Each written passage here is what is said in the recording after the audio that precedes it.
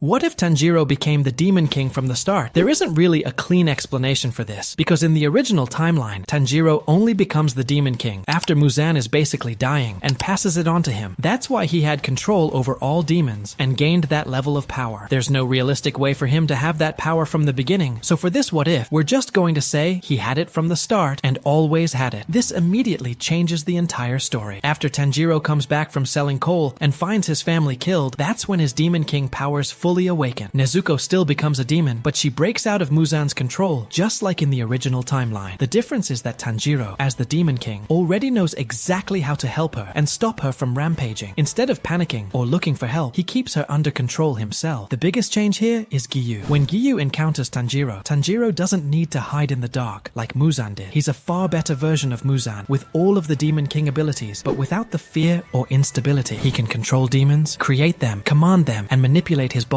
just like Muzan. On top of that, he already has full knowledge of sun breathing, just like he did at the end of the original timeline. Tanjiro keeps his personality though. He's still kind, still calm, and he doesn't want to kill anyone. When Gyou tries to fight him, Tanjiro holds back massively. The only person who could realistically challenge Demon King Tanjiro would be Yoriichi Tsugikuni, and even Muzan couldn't compete with Yoriichi. Tanjiro is closer to Muzan's level, but higher, while Yoriichi is still naturally stronger because of his stamina and skill. During the fight with Gyou, Tanjiro doesn't try to win. He toys with him, deflects his attacks, reshapes his body, and uses abilities similar to Muzan's flesh manipulation. He could easily kill Gyou, but he doesn't. Instead, he restrains him briefly, flings him away, and escapes with Nezuko. From that moment on, the entire Demon Slayer story is flipped upside down. Tanjiro's first destination would be Lady Tamayo. Since this version of Tanjiro has Demon King powers and his memories from the original timeline, he already knows she's the best option. At this point, no one in the verse can really beat him, so he's almost like Saitama in this world. He brings Nezuko to Tamayo's house to get help and understand what's happening. Because Tanjiro became the Demon King through Muzan's blood, his blood is extremely similar to Muzan's. Even though he's his own Demon King, Tamayo immediately realizes how valuable this is. She starts studying his blood much earlier than in the original timeline, but she still needs Shinobu's help since Shinobu was a huge part of her research. This creates tension with the Demon Slayer Corps. Tamayo was already controversial as a demon, but now there's a Demon King involved, one who hasn't hurt anyone. The Master would hesitate, wondering how the Hashira would react to this. Gyou, especially, would be conflicted. He already fought Tanjiro once and got flung away, so from his perspective, Tanjiro feels dangerous, even if he isn't evil. After leaving Tamayo's house, Tanjiro and Nezuko don't need to hide. They can walk in daylight, and unlike Muzan, they're both immune to the sun. Tanjiro has all of Muzan's ability, including the power to transform his appearance and go undercover if he wants. He could infiltrate the Demon Slayer Corps, but that idea feels wrong to him, so he saves it as a last resort. Instead, Tanjiro does what feels right. He hunts demons. With his speed, strength, and sensing abilities, tracking demons is easy. He keeps in contact with Tamayo and promises the same thing as the original timeline. If he defeats an upper moon, he'll bring back a blood sample. He starts hunting seriously, focusing on upper moons rather than lower demons. Some upper moons are hard to locate. Gyoko is elusive, and Kokushibo's movements are unknown. He could be anywhere in Japan, but Upper Moon 6 is more active and closer to populated areas. Tanjiro figures that's the best place to start. Because of his Demon King powers, what would normally take days or weeks only takes him about a day. He reaches the entertainment district without being noticed, fully disguised, no longer tied to the events of Season 1. In this timeline, Tanjiro isn't a Demon Slayer at all. He's something else entirely, and that's where he encounters Upper Moon 6 first. Now, when Tanjiro senses Upper Moon 6, he goes straight to her and cuts off Daki's head. Now, people might ask, how does he even get a Demon Slayer sword? He probably finds one, steals one, or does whatever he has to do to get one. Since he can transform super fast, it's pretty easy for him to get a sword. He slices off Daki's head in a quick second using breathing. And because of his past memories, he already knows Gyutaro is going to come out, so he saves all the people around him first. He does something similar to what Muzan did in the Infinity Castle. He forms himself into a kind of ball and makes sure Gyutaro can't unleash that massive attack on the entertainment district, the one that levels everything. While doing that, he slices Gyutaro's neck at the same time. This saves a lot of people's lives, and also saves Tengen, meaning Tengen never retires in this timeline. That alone changes a lot, because one of Tengen's main goals was retiring, and now that never happens. Tanjiro also saves Tengen's wives and helps them get to safety. Once everything is handled, he leaves. This creates something weird for Tengen. He's going to hear about this later. A strange demon slayer helped them and killed an upper moon demon. That alone puts Tanjiro on the Demon Slayer Corps' radar. Gyou probably doesn't even realize it was Tanjiro. Gyou never saw Tanjiro's breathing styles here. He only saw him briefly in combat and getting thrown by those flesh-like attacks before. So Tanjiro leaves the entertainment district quietly and continues hunting more demons. Now after that, he goes into full detective mode because he needs to figure out more about the whereabouts of the upper moon demons. The two that seem the most out in the open are Doma and Kokushibo, because we don't really know what Upper Moon 4 or Upper Moon 5 do during the night. They probably eat a lot of humans too, but there's no clear pattern. Kokushibo feels more widespread though. He's clearly destroying villages and eating large numbers of humans at once, and nobody can really stop him. On the other hand, there's Doma and his cult. That's a huge giveaway, because there are rumors about people going missing and humans being eaten through that group. Because of Shinobu's background and what happened to her sister, Tanjiro knows Doma is important. Shinobu's family is already somewhat connected to the Demon Slayer Corps, so it makes sense that Doma's hideout wouldn't be that far away, maybe a few hours from where the Demon Slayer Corps operates. Tanjiro starts looking into that and eventually finds Doma's cult. When Demon King Tanjiro arrives, he senses a demon immediately. Doma doesn't look like a demon at first because he's good at hiding it, but the presence is obvious. Tanjiro knows for sure Doma is a demon. He waits until night to make his move. At the same time, Doma senses something is wrong. He can tell there's another Demon King nearby. Because Tanjiro has all his memories from the original timeline, he knows exactly who Doma is. He knows Doma killed Shinobu's sister, and eventually Shinobu herself. He takes that personally, and makes sure Doma can't escape once the fight starts. When night comes, they fight. Tanjiro is far stronger, and Doma can't run away, so he's forced to stay and fight, but Muzan is already aware that something strange happened. Through Gutaro's death, Muzan sensed that someone extremely strong with sun breathing was involved, so Muzan is already on alert. Before Doma is killed, Muzan interferes. Using Nakimi's blood demon art, Doma is pulled away into the Infinity Castle. That changes everything. Tanjiro didn't know that was going to happen, and by the time he realizes it, the portal closes too fast. Tanjiro is left outside, furious with himself. He's angry that he let Doma escape, and that he didn't follow him into the Infinity Castle. The portal shuts instantly, and there's nothing he can do. Now Tanjiro knows he needs a better plan. He realizes the only way to get consistent information on the upper moons is through the Demon Slayer Corps, so he keeps researching, gathering information, and tracking demon activity, all while knowing one thing for sure. He doesn't want Shinobu to die. Now in the Infinity Castle, Doma is still joking around like his usual self, but he tells Muzan that the presence he felt was very similar to his. The strength, the pressure, everything. Muzan realizes this because he was watching through Doma's eyes during the fight. Tanjiro has all the same traits, but his blood demon art is different. His blood is fused with flames. If you've seen my video, what if Tanjiro and Nezuko became upper moon demons? Then you already know what his blood demon art. It's basically breathing that lets him produce real flames. Doma tells Muzan that Tanjiro feels like a stronger version of him. Muzan gets furious and says no one is stronger than him. All that usual stuff. On the other side, Tanjiro is frustrated. He knows he has to move carefully now, especially at night, before anyone realizes he fought Doma. He continues searching, but now he knows everyone is on guard. Muzan warns all the upper moons about a Demon Slayer level threat that rivals even them. Kokushibo is especially interested. He hears that this person is using sun breathing and wonders if it could be Yorichi. Even though Yorichi died long ago, the idea still bothers him. Kokushibo wants to fight Tanjiro. The other upper moons are cautious too. Muzan also decides not to kill the lower moons in this timeline because he feels like he needs all the help he can get. Muzan calls an upper moon meeting. They talk about how upper moon 6 was killed and what to do about Demon King Tanjiro. Meanwhile, Tanjiro realizes he won't be able to hunt upper moons easily anymore. They know he exists and they won't fight him alone. So he switches to a backup plan, going to the Demon Slayer Corps. Not infiltrating exactly. The Corps already knows about Tamayo, and the Master already knows of Tanjiro through her. Tamayo knows Muzan's strength better than anyone, and she believes Tanjiro is stronger. Tanjiro goes alone, without Nezuko. He doesn't want her getting attacked by the Demon Slayers. He seals his presence as much as he can, but the Hashira notice him immediately, especially Giyu. Before the Master can speak, the Hashira rush Tanjiro and try to kill him. Tanjiro doesn't fight back seriously. He uses Muzan-like tentacles to restrain them all. Even Gyomei can't overpower him. He holds them in place until the Master orders everyone to stop. The Master explains that Tanjiro is not an enemy. Most of the Hashira still don't trust him at all and want nothing to do with him. Then Tengen speaks up. He says he recognizes Tanjiro. He's the demon who saved his wives and killed Upper Moon 6 in the entertainment district. That shocks the Hashira. Tengen confirms it. His wives described Tanjiro perfectly. Because of that, Tanjiro is allowed to stay. Not as a Hashira, not as a demon slayer, but as an ally, a demon who chose to help humanity. Now, a lot of people are probably wondering, what about Rengoku and the Mugen train? And what happened to Inosuke and Zenitsu? So this part is just to help everyone understand how the timeline is laid out. In this timeline, Inosuke and Zenitsu still become friends, and everything still happens up through Rui's mountain. Giyu and Shinobu still show up, and the lower moon is still killed. That part of the story does not change. Now for the Mugen train. The arc mostly plays out the same, but there is one major difference. Akaza never shows up. The reason Akaza doesn't appear appear has nothing to do with Tanjiro or Rengoku. In the original story, Akaza wasn't sent there to fight them. He was searching for the blue spider lily, which Muzan ordered him to find. He just happened to encounter Rengoku and Tanjiro after Enmu was defeated. In this timeline, Akaza is busy dealing with other matters, and the upper moons are already being gathered because of Demon King Tanjiro. Muzan is focused on a much bigger problem, so Akaza never goes to the Mugen train at all. Because of that, Rengoku protects the train and kills Lower Moon 1, Enmu, without Akaza ever interfering. The train is saved, and Rengoku survives without that final battle. So with that explained, we now cut back into the current timeline. Now, just because the Hashira accept Tanjiro doesn't mean they like him. They don't really talk to him, and there's still a lot of tension. But Tanjiro understands that. Instead of trying to win them over, he goes straight to the master and tells him everything. Tanjiro explains the Demon Slayer mark in full detail, how it activates, what it does to the body, and the cost of using it. He tells the master everything he knows because he has all his memories from the original timeline. He also explains that Shinobu is needed to work with Tamayo, and that together they can start working on a way to turn him back into a human. But the master is honest with him. He says that right now they still need Tanjiro's strength to defeat Muzan Kibutsuji. With that information, the master starts preparing the Hashira much earlier. The Demon Slayer mark is explained to them ahead of time, and training for it begins far sooner than in the original timeline. This happens around the time the Entertainment District arc would have taken place, but in this timeline, things are already moving faster. Tanjiro already has his mark, so instead of training for it, he goes out on more missions, gathering information and eliminating demons wherever he can. Muzan notices this shift. He starts holding Kokushibo back because he doesn't want the upper moons wiped out too early. He knows something is coming. The master also knows his time is running out, and he understands that his sacrifice is still necessary. Muzan would never expose himself unless the master revealed his location, just like in the original timeline. When Muzan finally appears, the plan unfolds differently, but the outcome is similar. The master dies, triggering the explosion and trapping Muzan. This time, Demon King Tanjiro faces Muzan directly. Tanjiro slices off Muzan's head, just like Gyomei did in the original timeline, but the situation is completely different because Muzan is prepared for sun breathing and Tanjiro's presence. Muzan doesn't want to deal with Tanjiro himself for long. He wants his upper moons to handle it. Inside the Infinity Castle, it's said that the demons present are all at least lower moon level, but in this timeline, the lower moons are much closer to upper moon strength. There are more demons overall, and they immediately clash with the Hashira across the battlefield. Because of this, the Swordsmith village arc never happens the same way. The Hashira training arc happens earlier instead, and by the time the Swordsmith village events would normally occur, everyone has already been dragged into the Infinity Castle. Now, with the battlefield set, we can move into the matchups and see how everything plays out. Now, once they're inside the Infinity Castle, Tanjiro immediately tries to go after Muzan. But just like how Sukuna used Mahoraga against Gojo, Muzan does the same thing in his own way. He calls Nakime, the Biwa woman, and has her teleport him away so he can recover from Tamayo's poison. After that, Tanjiro falls through the Infinity Castle. Tamayo already knows where Nakime would send him, and Tanjiro lets it happen. He drops straight into a one-on-one fight with Kokushibo. No interruption, just them. Kokushibo is the only demon who truly rivals Demon King Tanjiro. In raw strength, speed, and combat ability, Kokushibo is on Muzan's level. This turns into the biggest fight in the entire story. Tanjiro doesn't want anyone getting in the way. He tells the demon slayers who arrive to stay back and go fight elsewhere while he handles Kokushibo alone. The fight is insane. Tanjiro uses sun breathing at full power, moving at extreme speeds. Kokushibo, with his 6 eyes, can actually keep up with him. They're cutting off each other's limbs, clashing blood demon arts, and trading blows non-stop. It's just pure combat, no holding back. Eventually, Tanjiro overwhelms Kokushibo. He slices off his eyes and corners him. Kokushibo realizes that all his strength was meaningless in the end. Only the sun can truly kill him. And facing Tanjiro's sun breathing and those earrings, he finally accepts it. He thinks of his brother, lets go of his hatred, and dies. After that, the focus shifts to the rest of the Infinity Castle. Doma, Akaza, Upper Moon 4, Upper Moon 5, and the remaining lower moons are all fighting the Hashira across the battlefield. Also, Kaigaku never becomes a demon in this timeline. Upper Moon 1 never went to that village, so Kaigaku stays human. He still fights alongside the demon slayers, but he's a coward, and he ends up dying anyway. After that, the Upper Moon 2 fight with Doma still happens mostly the same. Shinobu, Kanao, and Inosuke are fighting him, but before Shinobu actually dies, Tanjiro flies in and saves her. Shinobu is still on the brink of death though, with collapsed lungs and severe injuries, so she's laid down and can't fight anymore. Now we move on to the rest of the Upper Moon fights. Upper Moon 3, Akaza, is handled by Gyomei and Sanemi in a straight 2 versus 1. No Hashira ever fought Akaza before in this timeline, but these two are the strongest. Between overwhelming force and Akaza remembering his past after his head is cut off, he ends up killing himself just like in the original timeline. Upper Moon 4, Hantengu, is fought by Muichiro, Genya, and Gyu. One of them holds back the main emotion clone, while Gyu goes after the real body. Genya helps wherever he can, and once the main body is killed, the entire demon goes down. Upper Moon 5, Gyoko, is taken out by Muichiro and Obanai. Muichiro already defeated him alone in the original timeline, and Obanai is one of the strongest Hashira, so together they kill him without too much trouble, even without the Demon Slayer mark. After that, Muichiro and Obanai help Yushiro deal with Nakimi. Yushiro manages to take control of the Infinity Castle, but once Muzan realizes everything is collapsing, he kills Nakimi himself. Yushiro still manages to get everyone out of the Infinity Castle. Now we move into the final phase. Most of the Hashira are still alive, and many of them never unlocked the Demon Slayer mark in this timeline. The only ones who truly needed it were Sanemi and Gyomei, since the hardest fight for the Hashira was Akaza. Tanjiro already took care of Upper Moon 1 and Upper Moon 2. Shinobu is badly injured and can't fight anymore, but she's alive and being treated. Tengen was still fighting lower moon level demons during all of this, since Nakimi wasn't taken over until later. He held them back so they couldn't interfere with the Upper Moon battles. Everyone gets separated as the Infinity Castle collapses, and we enter the Sunrise Countdown arc. Tanjiro and Muzan finally face each other directly. Muzan is already weakened by Tamayo's poison, and Tanjiro is simply stronger. The fight is completely one-sided. Tanjiro kills Muzan outright, without the Hashira even needing to step in. The only person who dies that night is Gyomei. Because he's past the age of 25 and has the Demon Slayer mark, he passes away just like Kokushibo said in the original timeline. So with that, Obanai and Mitsuri still get together, and they live long lives since they never receive the Demon Slayer mark. Because of that, they don't die at 25 and get to live full lives together. The same goes for Mitsuri. She doesn't die young in this timeline and gets to live a long, happy life. Shinobu also survives and ends up with Gyu. Since neither of them gets the Demon Slayer mark, they both live long lives as well. Most of the Hashira survive in this timeline. Tengen gets to live out his normal life and fully retire, and unlike the original timeline, he doesn't lose an arm, and his body isn't permanently damaged. Overall, this timeline turns out really well. It's long, it's detailed, and honestly, it's better than a lot of the other timelines I've made. So make sure to like and subscribe. If you guys want to support me, hit the join button down below so you can get videos like this early.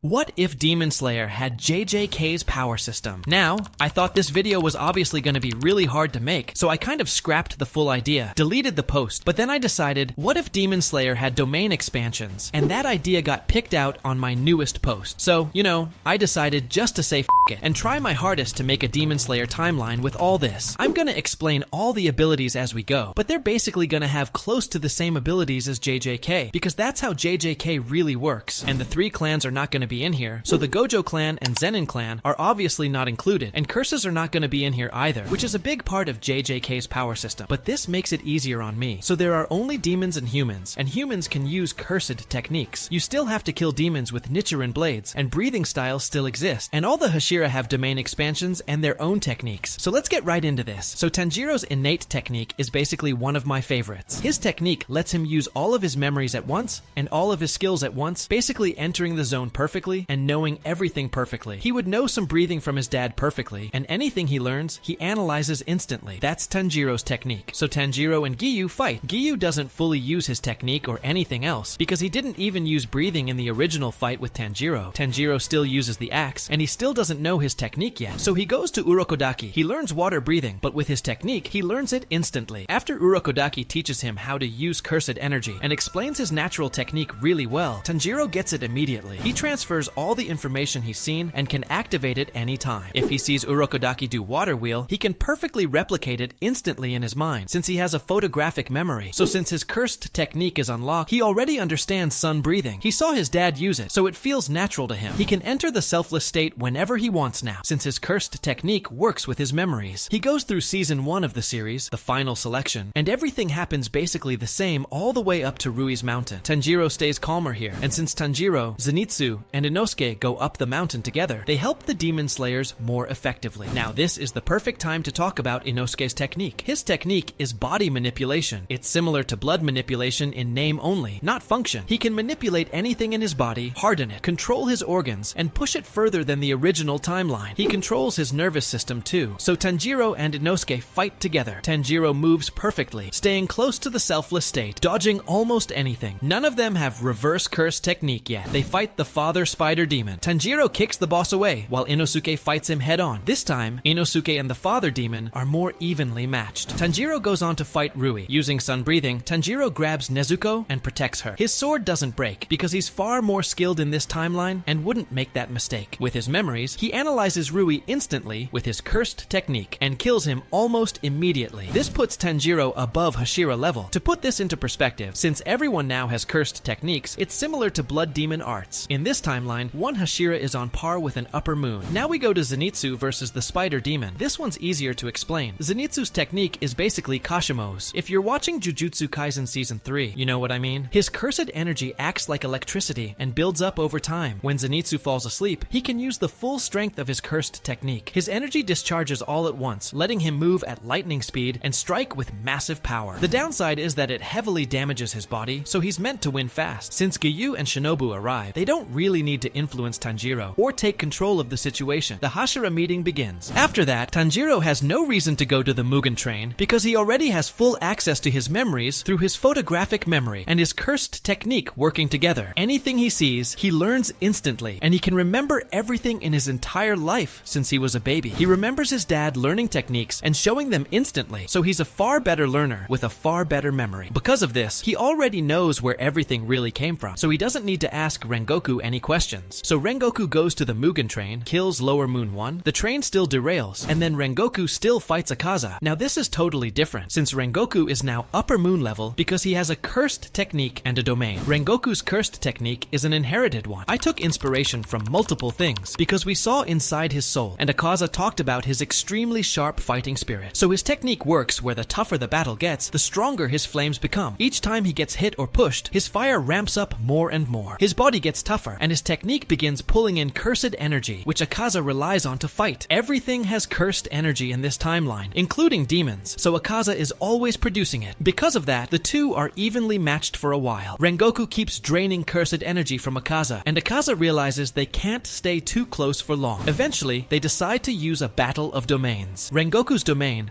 burns cursed energy itself. Once you're fully inside, the air starts to evaporate, making it extremely hard to breathe. It constantly drains cursed energy from anyone inside, except for Rengoku himself. Akaza has lived far longer, so his domain is naturally stronger. He wins the domain clash and lands a massive hit on Rengoku. Rengoku is pushed to the brink of death and has to keep using reverse curse technique just to stay alive. Akaza also has reverse curse technique through instant regeneration. He attacks again, but Rengoku's cursed technique activates once more, his flames growing stronger despite his injuries. Even though Rengoku survives, he still isn't stronger than Akaza. The sun rises, forcing Akaza to retreat. Rengoku survives the fight and returns home, reporting what it's like to battle an upper moon. There's nothing especially shocking to report, since everyone now operates under the same JJK-style power system. Now after that, Tanjiro trains up and goes on more missions. I'm not saying he's insanely more evolved in this timeline, but overall, he's clearly stronger. Everything still happens, and we move into the entertainment district with Inosuke and Zenitsu, trying to find Upper Moon 6. In this arc, most of the dialogue is still about the girls. They eventually find Upper Moon 6. Tanjiro fights Daki, while Tengen, Inosuke, and Zenitsu split off. Zenitsu and Inosuke fight Daki together, and she has a hard time keeping up. Zenitsu's speed and Inosuke's strength make them one of the perfect duos. Meanwhile, Tengen and Tanjiro go down the same path and fight Gyutaro. Now let's talk about Tengen's domain and curse technique. In the middle of the fight, Tengen tells Tanjiro to move away and prepares for a domain clash. He throws Tanjiro clear and activates his domain. Tengen's domain is sound-based. Any sound inside it turns into crushing pressure that tears the body apart. It's essentially pure sound waves with a guaranteed hit effect. Gyutaro's domain is similar to Sukuna's, but weaker in raw power. Instead, it's infused with poison. If Tengen gets hit too many times, he'll die. This poison is far stronger than anything seen before. They clash domains, and Gyutaro wins. Gyutaro is simply stronger, and Tengen doesn't have reverse curse technique. He's blown away by the clash and nearly killed inside Gyutaro's domain. Tanjiro steps in. Because of his cursed technique, he unlocks reverse cursed technique and, more importantly, the rare ability to use it on others. Only a few sorcerers can do this. Tanjiro uses it on Tengen, restoring most of his body and regenerating lost limbs. Though scars remain, Tengen is forced out of the fight. Tanjiro takes over against Gyutaro. From watching Tengen fight, Tanjiro already figured out Gyutaro's weakness and uses it to his advantage. Gyutaro tries to trap Tanjiro in his domain again, but Tanjiro activates domain amplification instead. The domain can't affect him directly, and Gyutaro can't sustain another expansion. They continue fighting, and Tanjiro gains the upper hand. The selfless state makes him nearly unhittable. With his Demon Slayer mark active, Tanjiro defeats Gyutaro with Inosuke's help. Daki is finished off easily. After the arc ends, Tanjiro doesn't fall into a coma. Instead, he continues training, refining his reverse cursed technique, sun breathing, and overall combat skill. From there, he moves on to the Swordsmith village arc. So, I'm gonna skip most of the dialogue. He still trains with the doll, still meets Mitsuri, meets Muichiro, and still meets Genya. We skip all the parts where Muichiro clamps his nose. Muichiro still gets blasted away, and Tanjiro still fights Hantengu, the 4 emotion clones, with Genya and Nezuko. This time, Tanjiro can help them with reverse curse technique and using it on other people, which is one of the rarest abilities in JJK. So Tanjiro is obviously beating the shit out of all of them, and they're forced to bring out the main emotion clone much earlier. With that, Genya is now stronger, so Genya and Tanjiro are holding off the main emotion clone together. Nezuko goes to find the main body and kill it. Meanwhile, Mitsuri comes back, sees the village chief, and helps fight the main emotion clone. She doesn't really need her domain here, but I don't have a great cursed technique idea for her, so don't be harsh in the comments. Her cursed technique is going to be similar to Luffy's devil fruit. She can stretch her body, become more flexible, and fight like rubber, so she holds off the main emotion clone while the others defeat the main body. Meanwhile, Muichiro is fighting Upper Moon 5, Gyoko. Muichiro's cursed technique is mist-based. He can manipulate mist like an airbender, and the mist has a long-term effect that makes his opponent forget more and more over time. Muichiro and Gyoko fight after Muichiro gets his new sword, and they clash domains. Gyoko's domain is extremely overpowered, designed to kill instantly if it lands. Muichiro's domain is similar to what we saw with his final attack, filling the area with mist and letting him appear from anywhere with a sure hit effect. They clash domains. Muichiro wins because he's stronger, and he kills Gyoko. He takes Tanjiro's new sword and throws it to him so he can finish off the final body. After that, we move into the Hashira training arc, but it never really happens here. Instead, we get a natural training arc since they don't really need all that. I'm gonna go over the rest of the Hashira's cursed techniques and domains now, so I don't have to explain them in the Infinity Castle arc. Shinobu's main technique is her poison. She can pinpoint exact spots, and her poison is unique to her cursed technique. Even Upper Moon demons can't counter it, because their bodies don't recognize it at all. Her domain expansion fills the area with poison, and pierces the opponent with a sure hit effect. Now Gyomei. I didn't want to give him heavenly restriction like Maki or Toji, even though it would fit. Instead, his cursed technique gives him a superhuman body, boosting his strength massively and making him feel like a wall. His domain forces a one-on-one fight where his opponent is severely weakened, and he lands sure hit attacks. He also has reverse curse technique. Sanemi also has reverse curse technique. His curse technique is invisible wind slashes that tear apart the body. His domain is a violent windstorm that constantly cuts the opponent with a sure hit effect, though it's weaker than some other domains. Every hit Sanemi lands disrupts the enemy's cursed energy flow, making their technique unstable. Inside his domain, opponents struggle to use cursed techniques at all. It's similar to Dead Calm, where attacks can't reach him while he lands guaranteed hits. Now Obanai. His cursed technique traps opponents in illusions, making them feel constantly restrained. His domain is like a maze where he controls the battlefield. It's not a guaranteed hit, but it's extremely close because he knows the layout and disrupts cursed energy flow. After that, we move into the Infinity Castle arc. The master dies, the estate is destroyed, and Muzan traps everyone inside the Infinity Castle. So looking at the final arc, we basically only have Akaza, Doma, and Kokushibo, just like the original timeline. Kaigaku gets promoted to Upper Moon 6, and the Biwa woman, Nakimi, gets promoted as well by Muzan. So we get mostly the same matchups as the original timeline. Tanjiro and Giyu versus Akaza happens again, so let's go over that. Tanjiro and Giyu can't win an all-out domain war with Akaza. Even Rengoku said Akaza has overwhelming power, and anyone who fully clashes domains with him is going to lose, since he's stronger than any Hashira. Because of that, Tanjiro and Giyu try to end the fight quickly. Giyu already has reverse curse technique, and Tanjiro has just unlocked it. Tanjiro would beat Akaza much earlier in this timeline because of his memory and his ability to stay in the selfless state. Giyu is also naturally stronger here, and if needed, he could clash domains with Akaza just to cancel it out, even if he loses. Akaza still loses in this scenario. After Upper Moon 3 is defeated, we move on to Doma. This fight is very different. Shinobu is far stronger in this timeline than she was originally, because her poison can't be countered at all. Doma's body can't adapt to it, and he knows that. Doma goes all out immediately and tries to kill Shinobu, but Shinobu is one of the fastest Hashira ever. Even if Doma uses his domain, the poison is already in his system, so it doesn't matter. Doma eventually dies from Shinobu's poison. Kokushibo is a much harder fight. With Gyomei, Sanemi, Muichiro, and Genya, it becomes a brutal battle. Genya still doesn't have a cursed technique, but Muichiro's mist helps confuse Kokushibo. Gyomei takes most of the damage, acting as the backbone of the team, while Sanemi supports him. Muichiro survives, and together they overwhelm Kokushibo. If Kokushibo uses his domain, Gyomei is the only one who can truly contest it. Gyomei would be forced to use reverse curse technique heavily after taking damage. They win, but with more injuries than before. Sanemi and Gyomei survive, thanks to reverse cursed technique, and Tanjiro can heal Muichiro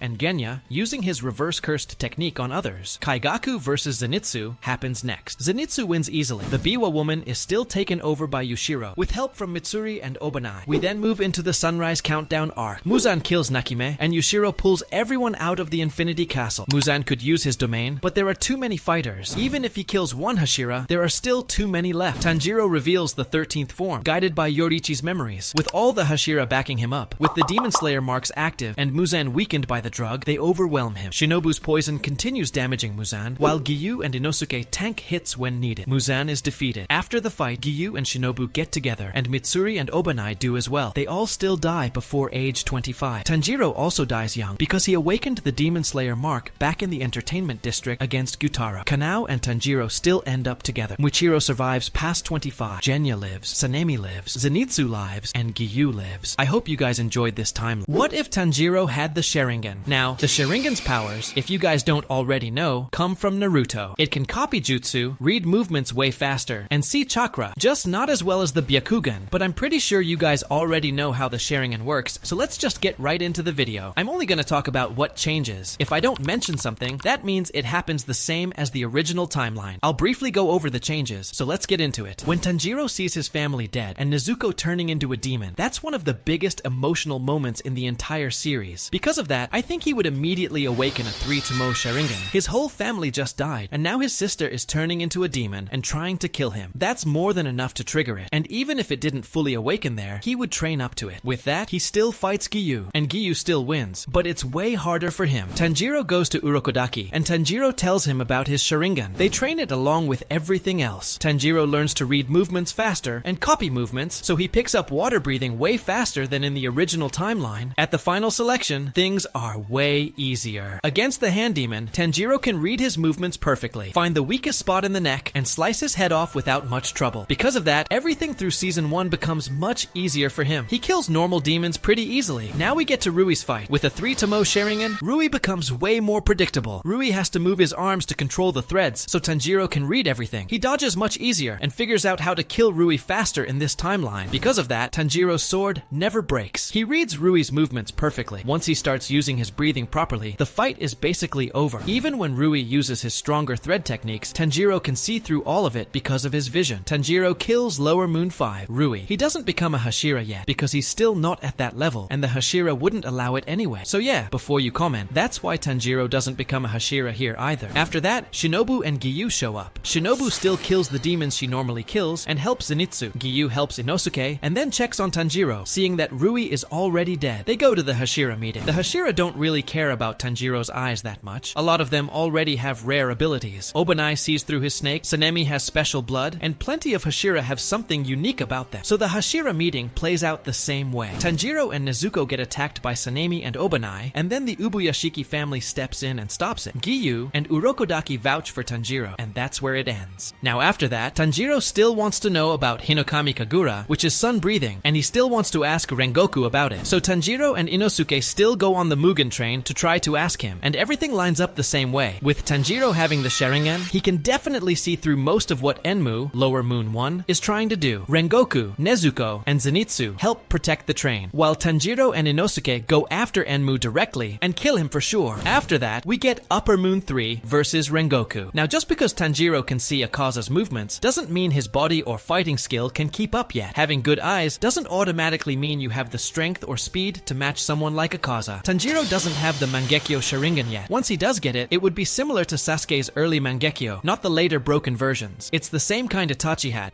Mangekyo sharingan. But I'd base Tanjiro's more off Sasuke since we understand those abilities better. Because of that, Rengoku still dies in this timeline. He doesn't have backup, Tanjiro still gets stabbed, and even if Tanjiro didn't get stabbed, he still wouldn't be able to save Rengoku. Inosuke can't help either. Rengoku's death is extremely painful for all of them, especially Tanjiro. Even though they didn't know him long, that loss is heavy enough to awaken Tanjiro's Mangekyo sharingan. Now for Tanjiro's Mangekyo abilities. We don't know exactly what both eyes would do, and Kakashi's is way too overpowered. I could could make a separate video on that if you guys want. So for this timeline, I'm going with Sasuke's Mangekyo abilities, since they're easier to work with. His right eye uses Kagutsuchi, which lets him shape and control black flames. He can apply it to swords, arrows, or anything else, and control how it moves. His left eye summons Amaterasu, the black flames themselves, similar to Itachi's. I'm not using Itachi's Genjutsu eye, because Sasuke's flame control fits Demon Slayer way better. Amaterasu is perfect for the verse, since it can continuously burn demons over time. These eyes don't last forever. If Tanjiro overuses them, he will slowly go blind. On top of that, he also gains Susanoo. Now, I just want to explain something real quick. If you guys don't know what Amaterasu is, it's a black flame that never goes out. And honestly, in Naruto, I always thought it was kind of stupid how they hype it up as an unextinguishable flame, but then every enemy somehow puts it out by absorbing it or using something like the Rinnegan. Still, Naruto is a really, really good show. That was my first anime. Put your first anime down in the comments. Naruto will always be one of the reasons I even got into Demon Slayer stuff. Now after that, Tanjiro tries not to rely on his Mangekyo sharingan too much. He knows overusing it will make him go blind, and Susanoo is something you basically have to learn while fighting. There's no reason to risk your eyesight unless you really have to. He can still use his 3 Tomo sharingan whenever he wants. So after that, we move into the Entertainment District arc. Tanjiro goes with Inosuke, Zenitsu, and Tengen. Everything starts off the same. They go undercover, and Tanjiro ends up fighting Daki, while Tengen, his wives, Inosuke, and Zenitsu deal with the other side of her operation, the Belt Demon. This time though, Tanjiro can clearly see how Daki controls her belts. Just like with Rui's threads earlier, he uses that to his advantage. With Amaterasu, he can coat his blade in black flames, or even set the flames directly onto her belts. Since he can control the flames, they keep burning, and Daki can't put them out easily. She ends up taking so much damage that Gyutaro is forced to come out. Tanjiro could even slice off Daki's head before that happens. Now Gyutaro is fighting Tanjiro with the Sharingan active. The problem is, Tanjiro still isn't strong enough to overpower Gyutaro on his own. Gyutaro is too fast, and Tanjiro can't just spam Amaterasu everywhere, especially with civilians and the entire city around them. So Tanjiro awakens a partial Susanoo, not a full one, but something similar to Sasuke's ribcage Susanoo during the 5 Kage fight, just enough to defend himself and keep fighting. Gyutaro gets pissed. From his perspective, Tanjiro isn't even a demon, yet he's pulling off feats like this. Still, Tanjiro can't land a clean finishing blow by himself, so he holds out until Tengen, Inosuke, and Zenitsu arrive. Zenitsu and Inosuke handle Daki like normal, while Tengen and Tanjiro team up against Gyutaro and take him down together. Now with that, Tanjiro probably can't use his Susanoo for very long, and I wouldn't blame him. He knows he can go blind from overusing it, and there's no reason to risk that yet. He's only fighting Upper Moon 6, and he can already read movements well enough without the Mangekyo Sharingan. So most of the time, he sticks to his 3 Tomo Sharingan, only pushing further if he absolutely needs to. During the fight, he can't really catch Gyutaro cleanly with Amaterasu, because Gyutaro is too fast. Before Tanjiro deactivates his Mangekyo Sharingan, the main thing he does is coat his blade with Amaterasu, giving it extremely high fire damage. After that, Tanjiro plays defense much smarter. He stays close to Tengen the entire fight. Because of that, Tengen never has to fake his death, and never loses an arm in this timeline. They defeat Gyutaro together like that. Tanjiro still awakens the Demon Slayer mark, and the fight ends way cleaner and faster than in the original timeline. Daki is still defeated by Zenitsu and Inosuke, but Inosuke doesn't take that near-fatal injury from Gyutaro, and Zenitsu never gets trapped under the rubble. Nezuko still burns away the poison, and everyone survives. After that, Tanjiro has about 3 full months of training before the Swordsmith village arc, since he isn't injured nearly as badly and doesn't need as much recovery time. During that time, Tanjiro avoids using the Mangekyo Sharingan. He's already tasted Susanoo once, so the next time he uses it, he'll have better control, even if it's only partial. Now we move into the Swordsmith village arc. Since Tanjiro is stronger, he ends up in even more dangerous situations. I'm gonna skip most of the dialogue here. He still meets Mitsuri, Genya, and Michiro, and he still trains with the doll. We get to the part where Michiro clamps Tanjiro's nose, and Upper Moon 4 appears with the emotion clones. Michiro still gets blasted away. Genya and Nezuko still show up, and the fight breaks out. Tanjiro takes far less damage from the emotion clones because of the Sharingan. When everything starts blowing up, Tanjiro, using his red blade from Nezuko and mixing it with Susanoo flames, starts overwhelming the clones. This time, the emotion clones don't last long. Because of the Susanoo enhanced flames, they burn much slower and can't recover as easily. They're forced to combine into the main emotion clone much earlier in this timeline. Tanjiro realizes he has to stop it himself. He activates a half Susanoo and holds back the massive clone, blocking all the attacks and stopping it from reaching Nezuko and Genya until Mitsuri arrives. Mitsuri saves the village chief and jumps in, telling Tanjiro to go finish the main body. Tanjiro goes after it. Meanwhile, Muichiro awakens the Demon Slayer mark, defeats Gyoko, takes Tanjiro's new blade, and throws it to him for the finishing blow. Nezuko still conquers sunlight in this arc, and Tanjiro can't stop that from happening. What if Satoru Gojo Gojo was in Demon Slayer. Now, I'm gonna get right into this video, and before I say anything, Gojo gets all his powers from JJK, fully realized. He's at the pinnacle of strength in JJK, stronger than Sukuna. Debate me in the comments because I'm ready for that. Gojo is the strongest. Think about it like this. How would you feel if you got someone who's a direct counter, and then 3 people jump you at once? You're obviously gonna be on the losing side. Gojo still could have won that. But anyway, this story is gonna be told through Tanjiro's perspective. The way Tanjiro senses things creates a weird dynamic with Gojo. So I'm gonna focus on where Gojo realistically shows up in the story. Tanjiro goes through most of the series the same way, but here's where Satoru Gojo outshines everyone. I think Gojo is stronger than Yoriichi in this timeline, since he has non-canon abilities. I think he first shows up during Rui's mountain arc. Satoru Gojo is probably just chilling most of the time. In JJK, we see him casually teleporting around, so he can be anywhere at any time. Instead of Giyu and Shinobu being sent to Rui's mountain, the Ubuyashiki head sends Gojo. Gojo agrees, and says he'll report back after killing the demon there. Even if there's an upper moon, he's confident he'll kill it and return, since he's the strongest and hasn't encountered one yet. Gojo arrives far quicker than Giyu or Shinobu ever could because of teleportation. This is similar to JJK Season 1 during the Kyoto Goodwill event, when Gojo showed up and fired Hollow Purple. Gojo appears above the mountain and immediately understands what's going on. He senses a lower moon demon, senses another demon killing demon slayers, and senses the mother spider demon. Tanjiro and Inosuke are still running up the mountain. Gojo teleports behind the spider sister that Shinobu killed in the original, slices her neck off, and moves on. He kills the mother spider demon, then the father spider demon, and finally reaches Rui. Gojo stands in front of Rui with his arms crossed and starts asking questions, like where Muzan is. Rui tries to attack him, but Infinity blocks everything. Gojo realizes he's not getting answers, and kills Rui immediately. After that, Gojo talks to Tanjiro and Nezuko. The biggest question is whether Gojo kills Nezuko, since he didn't kill Yuji Itadori, even with Sukuna inside him. Gojo wouldn't kill Nezuko either. He knows no one can stop him if she turns hostile. Tanjiro swears Nezuko hasn't eaten any humans, and the Ubuyashiki family orders that Nezuko is not to be killed. That ends Season 1. At the Hashira meeting, Gojo is revealed to be a Hashira in this timeline. Tanjiro is beaten and tested like normal, but Ubuyashiki Kagaya steps in and allows Tanjiro and Nezuko to stay. Some Hashira dislike it, but Gojo doesn't care. Going forward, Gojo has no involvement with the Mugen train. Either he would be sent there and instantly solve the problem, or he wouldn't be involved at all. Just to make this timeline better, we can have Gojo go to the Mugen train instead of Rengoku. Gojo is usually just sitting around anyway, since he finishes missions extremely fast, and he actively wants to fight someone strong, so he goes there. There's no reason for Tanjiro to go, since Tanjiro usually goes wherever Rengoku is. Rengoku is either training or on another mission. Tanjiro goes to ask Rengoku about it, but Rengoku gives a simple answer, saying he doesn't know anything and continues training. Gojo arrives at the Mugen train and finishes the speed demon much faster than Rengoku ever did. He boards the train and immediately senses everything with the 6 eyes. He knows there's a dream trap and Muzan's influence involved, so he avoids it entirely. Instead of slowly protecting the train, Gojo is fast enough to teleport and kill the demon almost instantly. Because of that, the train never derails. Gojo can basically float anyway, so he stabilizes the train and keeps everyone safe. Akaza is still nearby in the forest, searching for the blue spider lily for Muzan. Gojo quickly senses Akaza's presence. Akaza is extremely fast and immediately tries to attack Gojo, but Gojo blocks everything with Infinity. The fight plays out similar to Gojo vs Jogo in Jujutsu Kaisen. Gojo doesn't even need to try. Even though he has a Nichiren sword and knows breathing styles, he mostly relies on hand-to-hand combat. He uses blue to mess with Akaza and even turns off Infinity briefly just to test him. Akaza is completely outmatched. Gojo kills him easily. He could use domain expansion, but he doesn't need to. He could even fire Hollow Purple and erase Akaza instantly. After Akaza is killed, Muzan is still at his mansion searching for information. Just before Akaza dies, he sees Gojo. After Muzan sees Upper Moon 3 die to overwhelming strength that completely tears through one of his strongest demons, Muzan becomes furious. He calls an Upper Moon meeting and says this is a different level of power entirely. He tells the other Upper Moons to stay on high alert and that the Upper 3 position will be replaced. With that, everything gets pushed forward. Kokushibo stays Upper Moon 1, Doma stays Upper Moon 2. The former Upper Moon 4 slot changes and the rankings shift. Gyoko moves into Upper Moon 5 and Gyutaro and Daki become Upper Moon 5 together. Upper Moon 6 becomes Nakime or Kaigaku once he becomes a demon. With all that, the lower moons still get wiped out in this timeline. Everything mostly plays out the same during the Entertainment District arc and the Swordsmith Village arc, since Satoru Gojo isn't directly involved during those events. Tengen still loses his arm, and they still defeat Gyutaro. Tanjiro awakens the Demon Slayer mark. During the Swordsmith Village arc, Michiro and Mitsuri still defeat the Upper Moons there, and they both awaken their Demon Slayer mark. marks. Tanjiro, Nezuko, and Genya still gain major boosts from those battles. The Hashira training arc still happens, but Gojo doesn't care about the Demon Slayer mark. He knows it's pointless for someone at his level. After that, everything plays out the same, with the master sacrificing himself for the greater cause. Muzan traps all the Demon Slayers inside the Infinity Castle. Gojo enters willingly, ready to fight Muzan or anyone else who stands in his way. So with that, Gojo falls into the Infinity Castle, and he immediately senses all the demons around him. He can pinpoint exactly where the strongest ones are, and knows where Doma, Kokushibo, and everyone else is, since the only upper moons left are Kokushibo, Doma, Kaigaku, and Nakime. The demons are split apart heavily by Nakime. Nakime has a much harder job in this timeline because there are way more Hashira. Shinobu still goes to fight Doma, and Zenitsu still goes to fight Kaigaku, since those two are basically fate in this timeline and still clash like in the original. The big difference is Kokushibo. If Muichiro or any other Hashira try to reach him, Gojo is already there and challenges Kokushibo first. Any Hashira nearby realize they'd only get in the way, similar to Gojo versus Sukuna. I think this timeline works really well because of that. You guys saw what happened when demons had JJK's power system in one of my other videos, and honestly, mixing JJK and Demon Slayer together fully would be crazy. Yuji landing black flashes, Tanjiro landing black flashes, domain expansions everywhere, stuff like that. So with that, let's get into the fight. Gojo has Infinity active. Kokushibo can't match Gojo's speed, strength, or overwhelming power, and Kokushibo knows it. Still, Kokushibo has insane perception with his eyes, and fought Yoriichi, one of the fastest characters in anime. Demon Slayer speed and JJK speed are actually pretty close, with JJK being slightly higher, so they keep up for a bit. Gojo messes around, turning off Infinity to fight hand-to-hand just to test Kokushibo. Kokushibo enters his final form and keeps fighting even after his head is cut off. Eventually, Gojo gets serious and opens his domain. Kokushibo's regeneration and demon body try to adapt, and it works for a moment, but Infinite Void overwhelms everything. Kokushibo's brain shuts down, and he finally accepts that Gojo is stronger, maybe even stronger than his brother. He dies realizing that. After Kokushibo falls, Shinobu's fight with Doma plays out mostly the same at first. Her lungs get crushed, and things look bad. I'm trying to make Shinobu survive in this timeline. Gojo can't heal others with reverse cursed technique like Yuta, only himself. So Shinobu gets saved by backup. Sanemi, Gyomei, and Giyu arrive and finish Doma together. They're some of the strongest demon slayers left, aside from Gojo. Zenitsu defeats Kaigaku like normal. Nakime is handled the same way as the original, with Yushiro taking control. Muzan realizes this and kills Nakime himself, collapsing the Infinity Castle. Now it's the final fight. With the Demon Slayer marks active, Tanjiro, Muichiro, and Mitsuri can keep up better, but Gojo chooses to fight Muzan alone. He doesn't want anyone else dying. Once Muzan is slowed by the poison, the fight is basically over. Gojo can kill him however he wants, even Hollow Purple. If Muzan tries to escape, Gojo erases him instantly. This timeline is honestly easy because Gojo solves everything. That's why Gege Akutami had to seal or remove Gojo in JJK. He represents the absolute pinnacle of strength, and it's extremely hard to write around him. I respect Akutami for that, even if I don't fully like JJK's story. Demon Slayer has flaws too, just like JJK. In the end, everyone survives. Shinobu and Giyu end up together. Mitsuri still dies at 25, same with Tanjiro because of the Demon Slayer mark. Tanjiro never becomes the Demon King, so his body never deforms. Tengen is the only one who permanently loses limbs. Tanjiro could become a Hashira, but the Demon Slayer core disbands anyway, so it doesn't matter. What if Tanjiro had his memories from the beginning of the story? So, I actually got this idea from the Jaegerists. I was just scrolling through my For You page on YouTube and saw this video pop up. I haven't watched it yet, but it seemed like a really good idea, so I decided to put it in one of my posts, and you guys picked it. So thank you to the Jaegerists for this idea. So,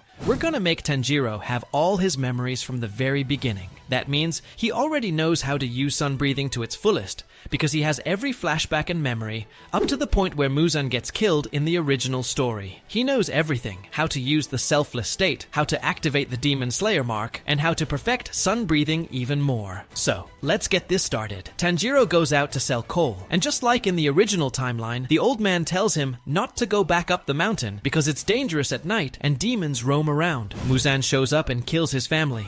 And when Tanjiro comes back, he sees Nezuko transforming. He tries to help her, and then Giyu arrives. They fight, and Giyu sends Tanjiro to Urokodaki's place for training. Urokodaki starts training him in water breathing, but Tanjiro quickly realizes sun breathing fits him way better. Urokodaki doesn't question it much. He just says, whatever fits you best, use that. Fun fact, Rengoku trained Mitsuri, and she couldn't master flame breathing, so she made her own, love breathing. So, this actually fits perfectly. Tanjiro uses sun breathing throughout his training and easily kills every demon in the final selection, including the hand demon. He goes through all the Season 1 events pretty much the same, all the way to Mount Natagumo, Rui's mountain. But this time, he's far stronger. He actually cuts off Rui's head himself using sun breathing and the selfless state. Now, he doesn't have his Demon Slayer mark yet, because you can only unlock it through a near-death experience, which he hasn't had. But with sun breathing and the selfless state alone, he's already powerful enough to destroy Rui. After this, people talk about how defeating a lower moon qualifies him to become a Hashira, but Tanjiro turns it down since he's still not on the same level as the current Hashira, and he's too humble to accept it anyway. Everything else plays out the same at the Hashira meeting, except Tanjiro fights back way harder this time. The Ubuyashiki family head still declares Nezuko safe, since both Giyu and Urokodaki vouch for her, and the Hashira reluctantly agree. So, this time, Tanjiro already knows what's going to happen during the Mugen train arc. He asks the Ubuyashiki family to send another Hashira with them because he doesn't want Rengoku to die, and he doesn't fully trust his own abilities to defeat Akaza yet, even though he already knows the selfless state. Since Tanjiro warns them, the Ubuyashiki family decides to take his advice seriously. They say, well, we'll send another Hashira anyway, just in case. So they send Sanemi, since he's usually close by and always training. So now it's Rengoku and Sanemi going on the Mugen train mission with Tanjiro, Inosuke, Zenitsu, and Nezuko. Everything plays out the same at first. They all fall asleep in Enmu's dream trap. When they wake up, Rengoku and Sanemi protect the passengers, while Tanjiro, Inosuke, Zenitsu, and Nezuko go after Lower Moon 1, Enmu. They defeat Enmu, the train derails, and that's when Upper Moon 3 Akaza appears. But this time, Sanemi is there, and Tanjiro already knows exactly how this fight is going to go down. Rengoku and Sanemi put up an incredible fight against Akaza, and when Akaza starts to get the upper hand, Tanjiro uses the selfless state to get behind him and slice him clean through the neck while he's distracted. Akaza sees the image of his fiancée, finally finds peace, and accepts death. After that,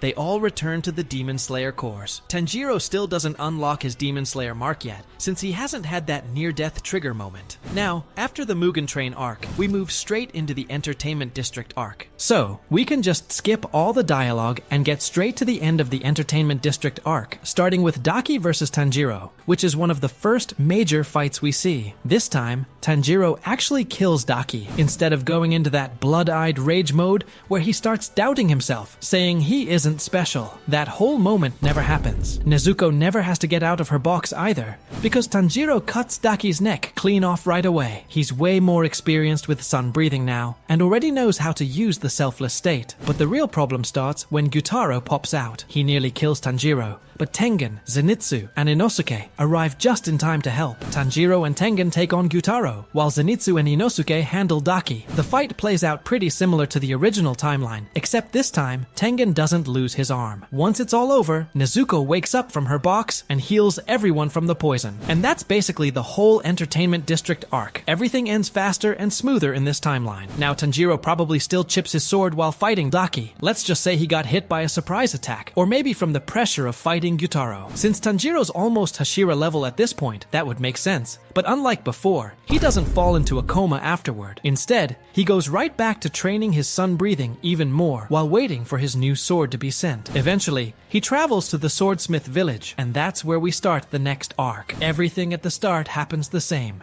We see the hot spring scene and all that, but things start changing once the battle begins. When Tanjiro is fighting the four emotions, they keep multiplying. Muichiro, the Mist Hashira, gets blasted away again, and Tanjiro's in a near-death situation. Nezuko's getting beat up, Genya's almost dying, and Tanjiro's all alone. That's when he unlocks his Demon Slayer mark. From there, he completely turns the fight around. He's slicing through every clone, pushing them all back with pure speed and precision. Then Nezuko gets trapped under rubble, and she gives Tanjiro her red blade power. With that boost, Tanjiro wipes out the four emotions. Meanwhile, Genya and Nezuko try to find the main body but can't cut it, so Tanjiro steps in to help. As all the four emotions merge into one, Mitsuri returns and holds off the new merged form, while Tanjiro, Nezuko, and Genya locate the real body and finally decapitate it. Meanwhile, Muichiro is over fighting Upper Moon 5, and everything there happens almost exactly like in the original timeline. Nezuko still becomes immune to sunlight, and Tanjiro finishes off Upper Moon 4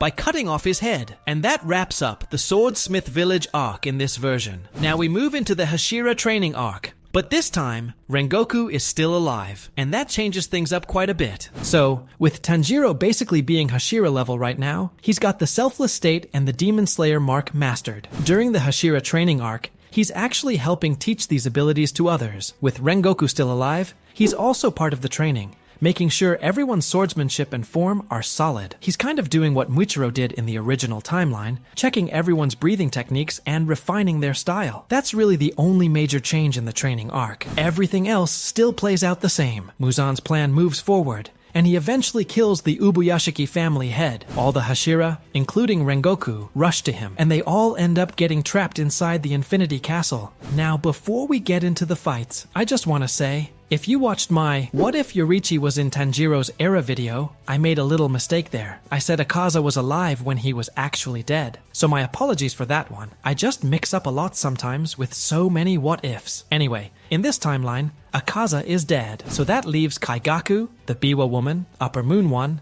and Upper Moon 2 still alive. Let's start with the Upper Moon 1 fight. Tanjiro joins that battle, and because he has both the Selfless State and the Demon Slayer mark, he's able to save Muichiro's life. Kokushibo still fights with that same intensity, but this time, Tanjiro's presence really shakes him. When Tanjiro uses sun breathing, it reminds Kokushibo of his brother, Yorichi. That sends him into a rage at first, but after he's decapitated by Tanjiro, Gyomei, Sanemi, and Muichiro working together, Kokushibo finally understands everything. He realizes his jealousy of his brother was pointless, accepts his death, and fades away peacefully. Now for Upper Moon 2, this fight goes way differently too. Giyu joins Shinobu, Kanao, and Inosuke against Doma. Remember, Shinobu said it would take at least 3 Hashira-level fighters to defeat him.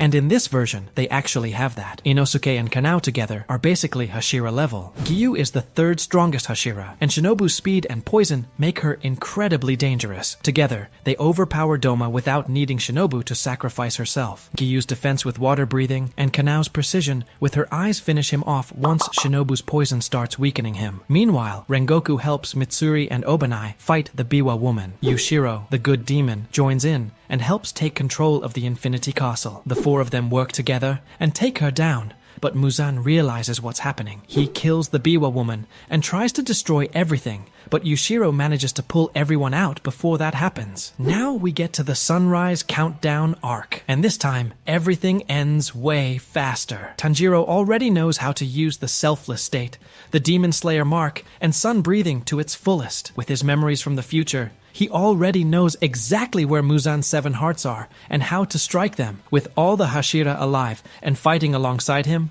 Muzan doesn't stand a chance. They trap him in the sunlight and completely burn him away. No one dies in this timeline, so this is another perfect ending for Demon Slayer. Rengoku survives, Shinobu survives, everyone lives, but the Demon Slayer mark still takes its toll. Rengoku and Tanjiro both eventually die peacefully from the mark years later. Obanai and Mitsuri get married and live out their final years together before their mark claims them too. Gyomei dies as well, just like Kokushibo predicted, but he dies in peace knowing the children forgave him, and it was all a misunderstanding. Sanemi and Giyu both survive, and Shinobu ends up with Giyu in this version. It's a peaceful ending, the kind Demon Slayer never got, but I think it fits perfectly for this What if Tanjiro was trained by Gyomei? You guys voted for this one on my post, so go check that out if you haven't already. I wasn't really sure what you guys wanted. Some of you said he should go through Season 1 first, learn water breathing, and then train with Gyomei, while others said he should start training with him right away. I'm guessing most of you meant right from the beginning, so let's get into it. After Giyu and Tanjiro fought, instead of Giyu telling him to go to Urokodaki, Giyu takes Tanjiro straight to the Demon Slayer Corps. Giyu's still kinda iffy about the whole Nezuko being a demon thing, but on the way there, he starts believing she wouldn't hurt humans. When they get there, the Hashira meeting happens about the same. Sanemi still acts crazy, stabs Nezuko, and all that. But when the master shows up, he already knows there are good demons out there, like Tamayo. With Giyu vouching for Nezuko, the master decides to accept her. That means Tanjiro gets to meet the other Hashira much earlier and actually connect with them, especially Gyomei, the stone Hashira. Gyomei sees how determined Tanjiro is and decides to take him under his wing. So the biggest difference here is that Tanjiro learns stone breathing instead of water breathing. Everything else from Season 1 still happens mostly the same. He still meets Zenitsu and Inosuke at the mansion, but now his whole fighting style is completely different. When they reach Rui's mountain, it all plays out about the same. Tanjiro still defeats the mother spider demon and her family. But when Tanjiro faces Rui, he unlocks sun breathing, just like in the original timeline. He starts using it and almost kills Rui. But just like before, Giyu shows up and finishes the job. After that, everything continues the same way. Except now, Tanjiro already knows a bit of sun breathing, while still using stone breathing as his main style. Since Tanjiro's curious about sun breathing, he asks Gyomei if he knows anything about it. Gyomei doesn't, so he tells him to go ask Rengoku about it. But Rengoku's already on the Mugen train, which sets up the Mugen train arc perfectly. So we skip the Hashira meeting since that already happened, and now Inosuke, Zenitsu, Tanjiro, and Rengoku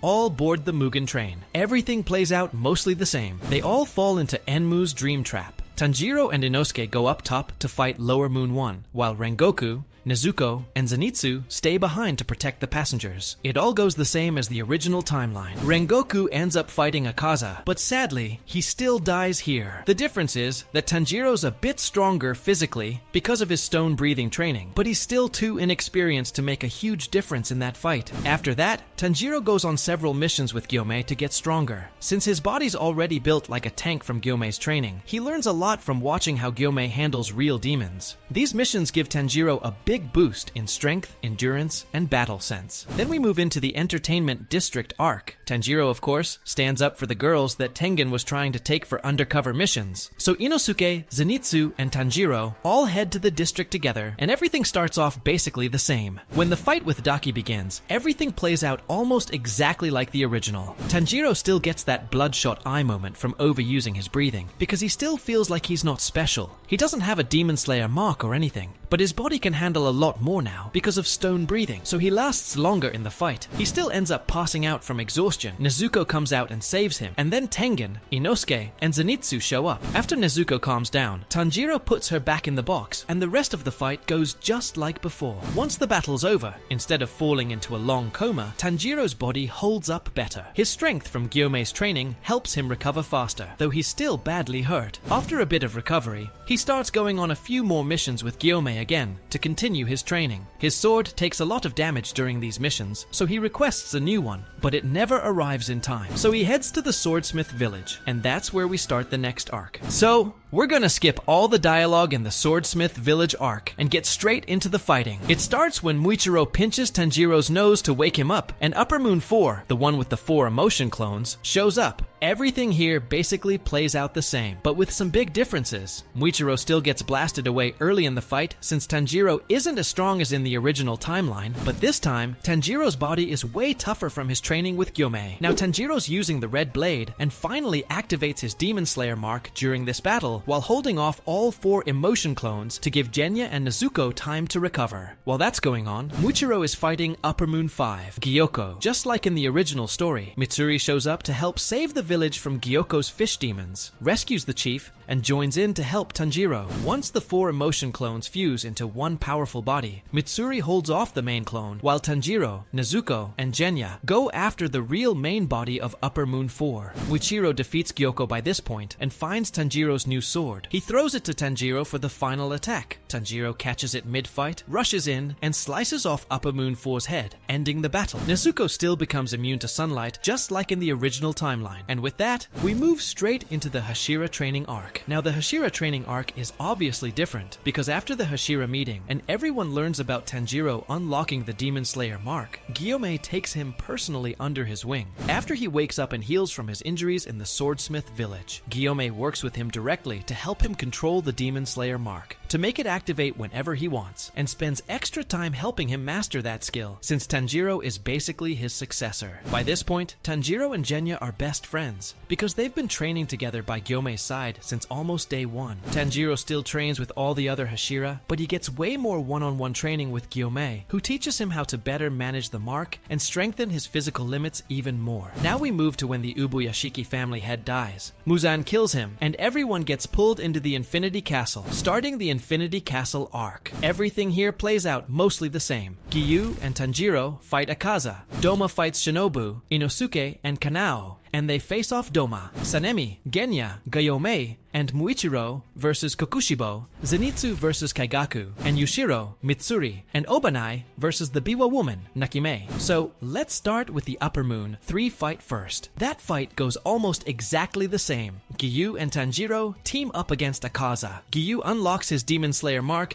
and holds Akaza off long enough for Tanjiro to enter the transparent world and the selfless state, finishing the fight by cutting Akaza down for good. Next, the Upper Moon. 2 battle happens just like before. Shinobu sacrifices herself, Doma absorbs her, and the poison eventually kills him, while Kanao and Inosuke work together to finish him off. Then we get the Upper Moon 1 fight. Muichiro reaches Kokushibo first, gets his hand sliced off, and is pinned to the wall. Genya gets badly injured too, but Sanemi and Gyomei arrive to help. Muichiro rips himself free, holds Kokushibo down, and with Genya's demon powers helping, Sanemi and Gyomei finish Kokushibo off. Muichiro and Genya both die in this timeline, just like the original, but this time, it hits Tanjiro a lot harder, because Tanjiro has known Genya way longer in this version, training with him, fighting alongside him, and becoming best friends. Their deaths hit him even deeper emotionally. Next, we go to Zenitsu versus Kaigaku, which happens exactly the same. Zenitsu wins with his 7th form of thunder breathing. Finally, Yushiro, Mitsuri, and Obanai versus the Biwa woman also plays out the same. They help Yushiro take control of Nakime's blood demon art, letting him manipulate the Infinity Castle. Once Muzan realizes Yushiro has taken control, he kills Nakime himself, which causes the Infinity Castle to collapse. Yushiro manages to get everyone out safely, and that takes us straight into the final battle, the Sunrise Countdown arc. And this time, it plays out a little differently. While Tanjiro is still getting treated by the medics, all the Hashira are out on the front lines fighting Muzan, and they're getting completely destroyed. Muzan unleashes one massive blast that wipes through the area, knocking out almost everyone. Gyomei loses a leg, and most of the Hashira are badly injured, completely worn down. Eventually, Tanjiro jumps back into the fight, using sun breathing and remembering the flashbacks of Yoriichi showing him where all of Muzan's 7 hearts are. He uses that knowledge and his perfected sun breathing to push through the pain and fight at full strength. The only reason Tanjiro can even keep up with Muzan is because Muzan's body is being slowed down by Tamayo's poison. The poison makes him weaker and slower every second, and his hair even starts turning white as he struggles to keep his body together after hundreds of years of transformation and regeneration. Obanai and Tanjiro team up to fight Muzan, while the remaining Hashira, Sanemi and Gyu, join in to pin him down. After an intense final battle, Tanjiro finally lands the finishing blow, and Muzan dies just like in the original timeline. But even after Muzan's death, Tanjiro still ends up turning into Demon King Tanjiro, and Kanao has to stab him with the human serum. She manages to bring him back to normal, saving his life and ending the fight for good. In this version, the 2 surviving Hashira are Sanemi and Gyu, but both of them eventually die at age 25 because of the Demon Slayer mark. Nezuko becomes human again thanks to the serum, and Tanjiro's left arm is still messed up from the battle, but he and Kanao get married and live peacefully until he passes away at 25. Zenitsu and Nezuko also end up together, getting happily married and living long, peaceful lives after everything that happened. So yeah, this timeline is definitely a bit sadder, but still ends with hope. Make sure you guys go check out my second channel and click on this video right here for more Demon Slayer what ifs.